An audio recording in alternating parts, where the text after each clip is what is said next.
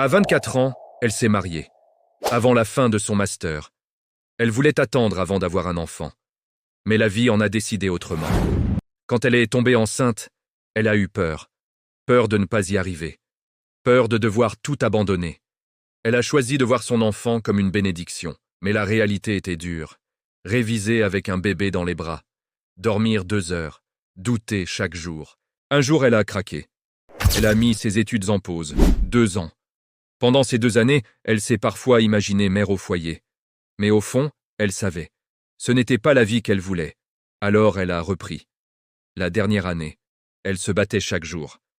Son mari travaillait dur lui aussi, mais il était présent. Il ne la laissait pas tout assumer seule.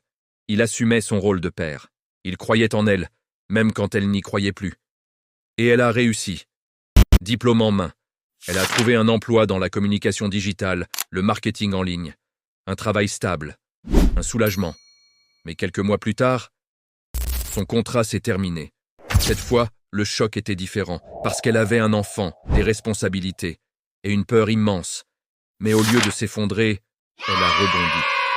Elle s'est souvenue de toutes les compétences qu'elle avait développées. Création de contenu, stratégie digitale, gestion des réseaux sociaux. Alors elle a tenté, d'abord timidement, puis sérieusement. Elle a lancé son activité en tant qu'entrepreneur dans le digital, accompagnement, création de contenu, stratégie pour les marques. Les débuts étaient chaotiques, pas de clients, beaucoup de doutes. Puis un premier oui, puis un deuxième, puis un vrai décollage. Aujourd'hui, elle ne dit pas que tout est parfait, mais elle est libre, alignée, fière. Et surtout, elle a compris une chose. Les pauses, les échecs et les fins de contrat ne sont pas des fins. Parfois, ce sont des départs déguisés.